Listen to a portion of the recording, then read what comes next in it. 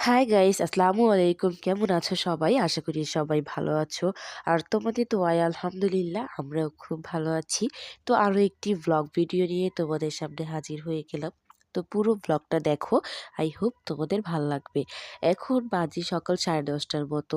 তো এখন সকালকার নাস্তা সব কিছু কমপ্লিট করে তারপরে এখন দুপুরে কি রান্না-বান্না করব সেটাই হচ্ছে তোমাদের সাথে আজকে শেয়ার করব। তো ফ্রিজের কাছে গিয়ে হাতের সামনে পেলাম কার্গো মাছ আর সামনে ছিল সিম। আর এই সিমগুলো হচ্ছে আমার মানে একজন খালা দিয়ে গেছিল একবারে ক্ষেতের থেকে গতকালকে বিকেলে। তো যাই হোক সেগুলো দিয়েই আজকে তরকারি রান্না করব। তারপর হচ্ছে চুলায় ভাতটা আগে বসায় দিলাম, ভাতটা হতে থাক। আর এদিকে আমি বাহিরে বসে খোলামেলা পরিবেশে সবসময় হচ্ছে কাটাকাটিটা করে নেই, সেটা তোমরা সবসময় দেখো। তো যাই হোক এখানে পুরা একবারে খুব সুন্দর করে হচ্ছে মানে কাটাকুটি করে নিচ্ছিলাম সিম, তারপরে হচ্ছে আলু। আর ওদিকে আমার পুচকু সোনা হচ্ছে খেলাধুলা করতেছে। সে হচ্ছে সবসময় খেলাধুলা করে আমি যখন কাজ করি বাহিরে। আর ও খেলাধুলা করে আমার প্রয়োজনীয় জিনিসগুলো নিয়ে, যেমন হলুদ, মরিচ, লবণের ডিব্বা-টাব্বা যা আছে হাঁড়ি পাতিল এগুলো নিয়ে সে সবসময় খেলবে। তো এই যে একেবারে সবকিছু গুছায় গাছায় নিলাম। গুছায় গাছায় রান্না করলে কিন্তু রান্নাটা খুব তাড়াতাড়ি হয়ে যায়। তো একেবারে সবকিছু ধুয়ে পরিষ্কার করে নিছি। মাছটাও হচ্ছে ধুয়ে নিছি। এখন এটাতে হলুদ, মরিচ, লবণ সবকিছু একে একে লাগাই। তারপর হচ্ছে মাছটাকে হচ্ছে ভেজে নিব। তো চুলায় একটা কড়াই বসায় দিলাম এবং তেলও দিয়ে দিলাম। তো তারপরে হচ্ছে একে একে মাছগুলো দিয়ে দিব। আর মাছটা না আমি একটু অল্প আঁচে ভাজি, কারণ একটু অল্প আঁচে ভাজলে দেখা যায় কি মাছটা খুব সুন্দর ভাজা হয়। তো ওখানে মাছটা ভাজতে দিয়ে আমি চলে আসছি ভাত খাওয়ার জন্য। আমার ভাত কিন্তু হয়ে গেছে। তোমরা দেখছোই কিন্তু আমি ভাতটা আগে বসাইছি। আর সকালে একটু ভাত খাবো তাই।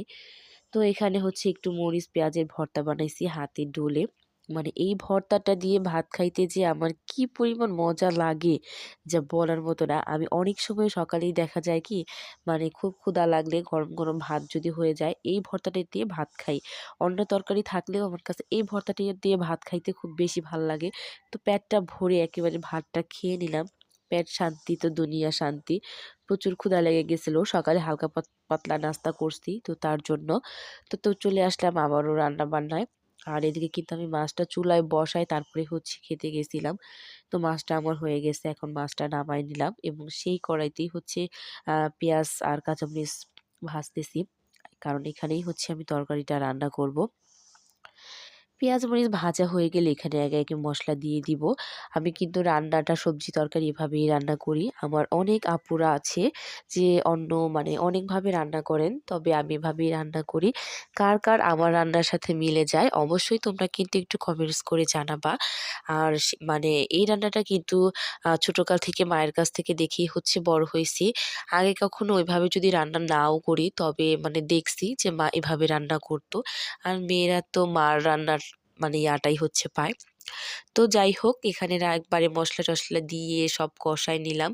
তারপরে এখানে সবজিটাও দিয়ে দিলাম। সবজিগুলো মাশাআল্লাহ কত যে সুন্দর লাগতেছিল বলার মতো না।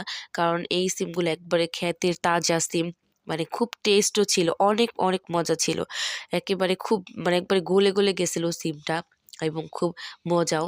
তো যাই হোক একেবারে সব তরকারি একবারে খুব ভালো করে কষায় নিলাম।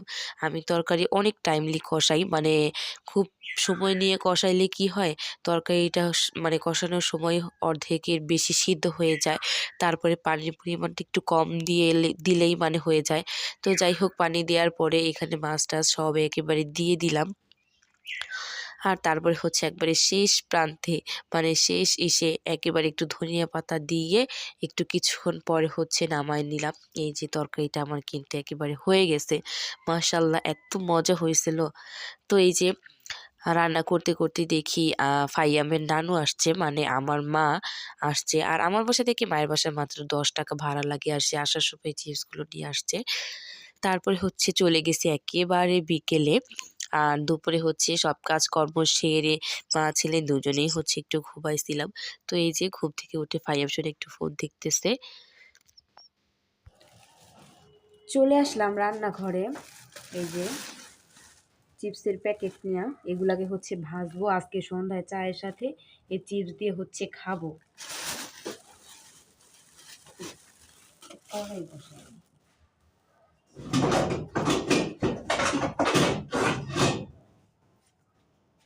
বসায় নিলাম কড়াই। এই চিপসগুলা কিন্তু খাইতে খুবই মজা, বিশেষ করে যদি দুধ চায়ের সাথে খাওয়া যায় তাহলে আরো বেশি মজা লাগে। এগুলাতে আবার তেল অনেক বেশি লাগে, বেশি তেল দিয়া ভাজতে হয়। আমরা হচ্ছে চা প্রেমী, মানে চায়ের সাথে এটা সেটা খাইতে খুব বেশি ভালো লাগে। তেলটাকে হচ্ছে একটু গরম করে নিব, একটু গরম হোক।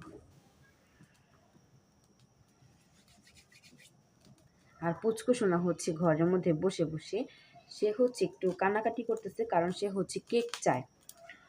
ওর নানু হচ্ছে কেক আনছিল, কেকগুলো হচ্ছে সব এমনি এমনি নষ্ট করছে। আর দুপুরে ভাত খাওয়ার পর আমিও হচ্ছে খাইছি, আর ওর আব্বুও খাইছে, যেহেতু ও খাবে না তাই। তো এখন হচ্ছে সে কেক চাচ্ছে, কিন্তু কেক নাই। আর ওর হচ্ছে পেটে একটু সমস্যা হয়েছে, ওর কেক না খাওয়াটাই ভালো, কিন্তু ও তো বুঝতেছে না।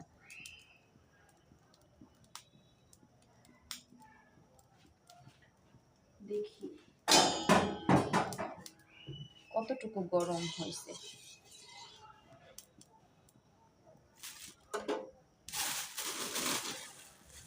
কত সুন্দর তাই না, মানে রেইনবো কালার। নাতি পছন্দ করে, এটার জন্য নানু পাইছে এগুলো, বলছে ভ্যানে নিয়ে বিক্রি করে, আর সাথে সাথে নিয়ে আসছে। কি সুন্দর ফুইলা গেছে, একেবারে দারুণ। আসতেছি ফাইয়াম, দেই।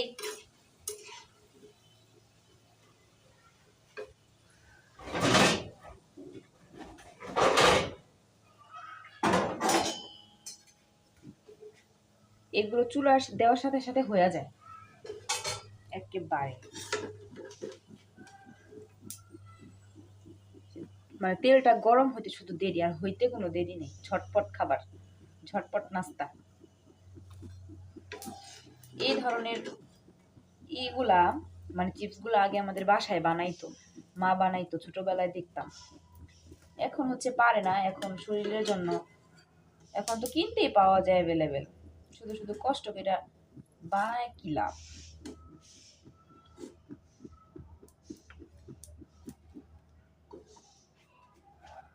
এই যে কত সুন্দর হয়েছে তাই না। তো তারপরে যে আমার চাও হয়ে গেছে, তারপরে হচ্ছে চিপসও হয়ে গেছে। এখন হচ্ছে মজা মজা করে খাবো। ফাইয়াম সোনাকেও হচ্ছে দিয়ে দিছি চা। তো যাই হোক, মানে চায়ের সাথে চিপসগুলো খাচ্ছিলাম, এত মজা লাগতেছিল যা বলার মতো না। তো যাই হোক, সবাই তোমরা ভালো থাকো, সুস্থ থাকো, আমার জন্য দোয়া করো, আমার চ্যানেলটাকে সাবস্ক্রাইব করে দিও প্লিজ, পাশে থেকো। আল্লাহ হাফিজ, টাটা, বাই বাই।